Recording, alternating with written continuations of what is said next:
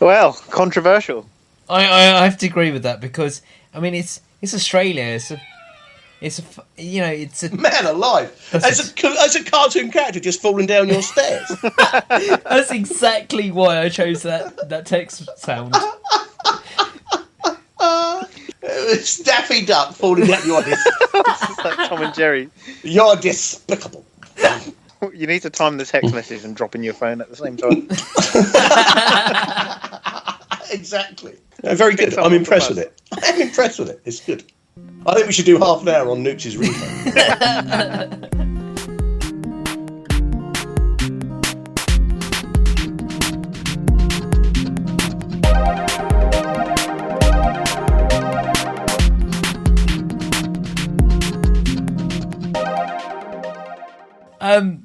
I can't remember what I was going to say now.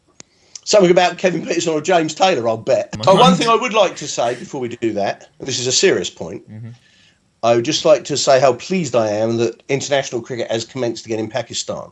A troubled nation, we all know the reasons why, or we know some of the reasons why, but fantastically traditional cricket nation, genuine supporters are glad to see play going on again, albeit in one city. Oh no! So you try and make a serious point. So the most recent Test match, England-New Zealand. You must be happy England won. It was a good Happy Test England match. won, and also I wouldn't have been as happy if New Zealand won, but I'd still been quite pleased because we actually, after this humdrum tedium we were forced to part with watching this World Cup, a game that was unpredictable. An hour's play, England 30 for 4. Fight back before lunch. New Zealand batted superbly. Kane Williamson, magnificent innings. And I think we should talk about McCullum's captaincy because there is it seems to be the general conception that McCullum's this magnificent captain. I think he probably is the best captain in the world. But he's not going to die wondering, is he? And his off-spinner, well... His off-spinner was a bit rubbish, and I bet obviously he's wishing he picked his brother now. his wicket-keeper... New Zealand have finally managed to find a spin bowler with less talent than McCullum's brother. This takes some doing. Because bear in mind, it's only a nation of 4 million people. So dredging around trying to find a more pie-chucky off-spinner than him is a considerable achievement. Because out of the 4 million, 3.99 million all play rugby anyway, so they don't care. Speaking of get clumped on the head, didn't Stuart Broad say he had nightmares? Oh, what is he admitting that for? Nightmares of getting smashed in the face. It's the most stupid. It'd be like being a teacher at school and then admitting to the children you're a virgin. Why would you do that? It's just asking for trouble. Why? Because that won't get mentioned when Mitchell and Stark are running in, will it? Mitchell and Stark. Yeah, Mitchell Johnson. Mitchell Johnson and Mr. Stark. Mitchell and Stark. Yeah, It's valid. It's very valid. I know it is, but it's just really bizarre. Like...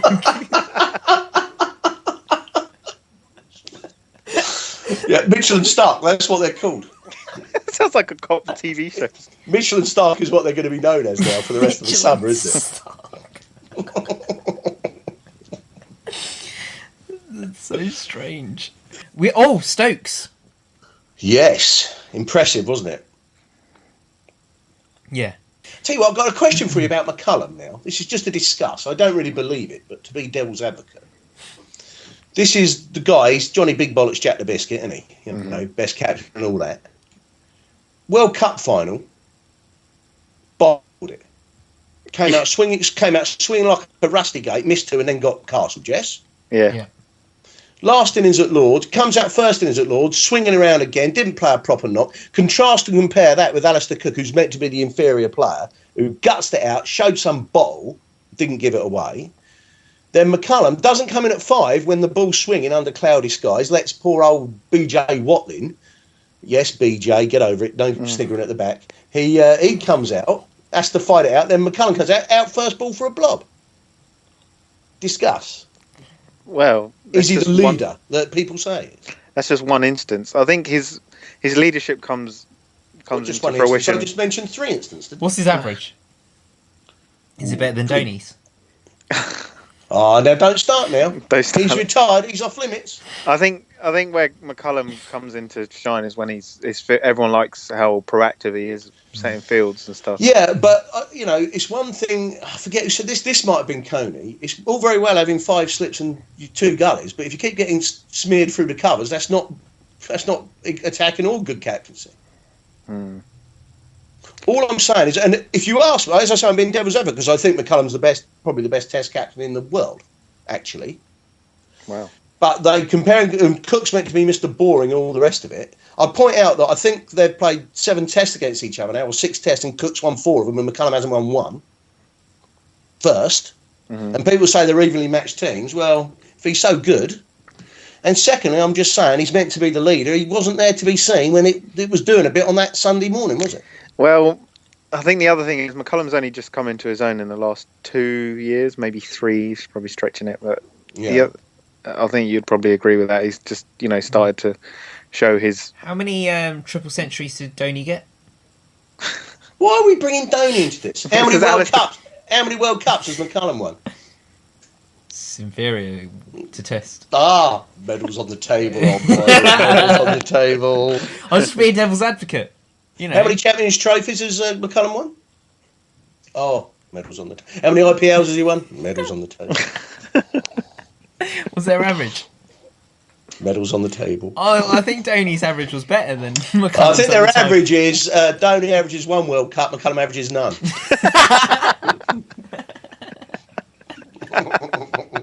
No, I like McCullum. He's good to watch, and he's got a Test 100. Not one against Leicester, a proper one.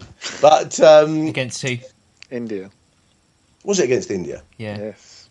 And who was the losing situation. Who was the captain of the time? I don't know. I can't remember. I just offer it up as a point of discussion that they can contrast these two as leaders. All I'm saying is maybe McCullum isn't that brilliant, and perhaps Cook isn't that terrible.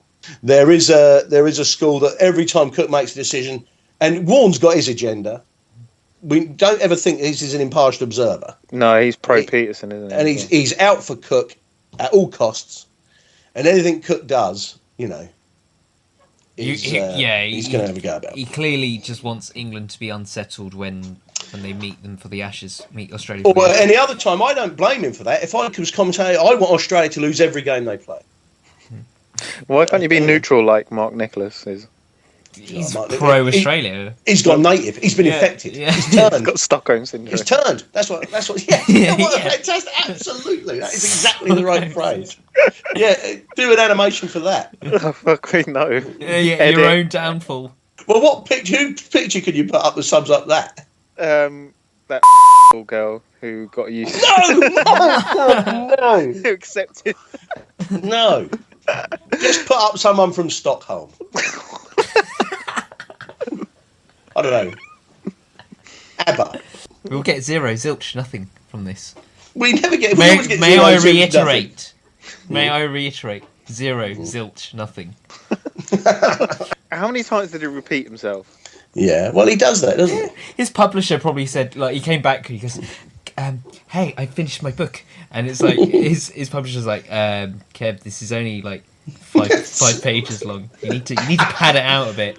So he just said everything twice. Yeah. I think he's quite sensitive, and But look, the fact about it, he's not there to be mates for everyone. He's there to plan. He should be playing. Yeah. In sport, it's a basic tenet of sport that you do what your opponent least like. And if you were Michelin Stark running into bowl, who would you rather bowl at? Gary Balance or Kevin Pietersen? Gary Balance. Should he be dropped? Nope. Yeah. Or James Taylor. Yeah. You can't pick James Taylor. You could say any name and put for James Taylor. Go on, give it a go. John Bradman. For James Taylor. Why is he so short? I'm suspicious. He's how tall is he? 5'6". No. 5'4". Never. 5 foot sticks down on someone's shoulders. Noob knows how tall he is. Of course he does. Of course he does. It's like without even a hesitation. How tall is he? Without even looking it up. 5'6". I'm not convinced he's actually a human being. How tall is Tendulkar? Tenduka's not very. He's like 5'5". He's shorter than. No. Tenduka's shorter than James Tenduka's Taylor. 5'5". No, rubbish. Look it up. Look it up. Look it up. I'm going to Elevate the music. toilet. I'm going to the Elevate toilet. I'll be back in 35 seconds.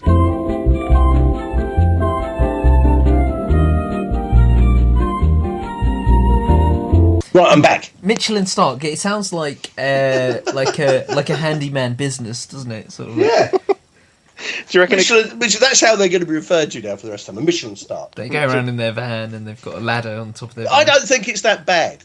It's a perfectly legitimate thing to say. You're just making fun. I think it sounds like a 70s TV cop show, like name. It's Starsky Hutch, Michelin Stark. Yeah.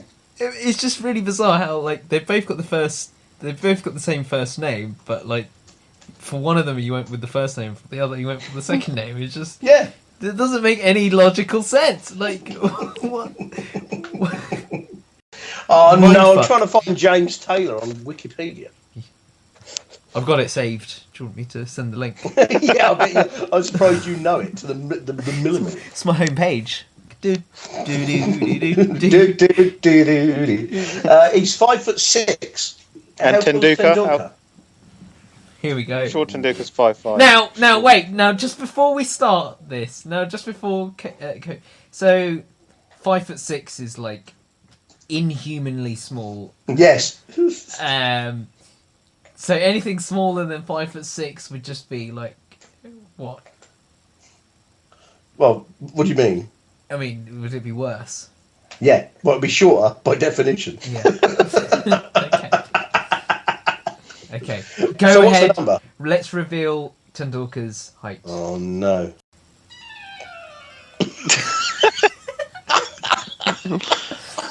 It's 1 meter 65 centimeters. Kopi, do you want to What's work that out? What's It's that old money?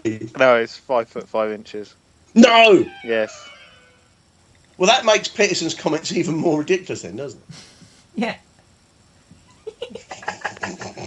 Exactly. And that's why I had a bone to pick with him.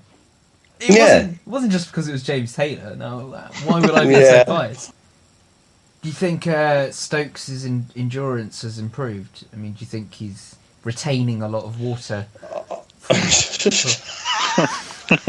He bowls those long spells, doesn't he? I'm a bit worried when we tour the Emirates. He'll just wander off into the desert, won't he? Mitchell and Stark, it's like Morecambe and Wise. What a comedy couple. Yeah. They're stars of a 70s sitcom. That's what they're like. Laurel and Hardy is... Yeah, but Mitchell works in the office and Stark's at home doing the cooking, and then Mitchell brings his boss home for dinner with 3 Japanese businessmen, and there's a huge amount of good 1970s racism. He's got a double date on the same day. And then there's a... Mitchell! Yeah, Mitchell! And then he's like... And that's what... Then he shrugs his shoulders and looks into the camera. Looks at the camera, yeah. Mitchell! There you are. Mitchell and Stark. You got the sound effect for when they fall down the stairs. That's the noise they make, yeah. Come on, Noops, let's hear it. Oh man, I wasn't prepared. It's under pressure. Oh, Someone text poor. me. Anyone? Yeah. I'm just picturing a scene now of Mitchell getting ready to go to work or something, and he's going, Stark, did you do the ironing for me? And it's like, yeah, and then he puts it on, and there's a big iron burn mark. Mitchell. They're not as good as us. Yeah. Well, they're not as good as me. That's why I'm in the middle. At the front, in the middle. Don't move me! Don't move me! No! Put me back! Mitchell!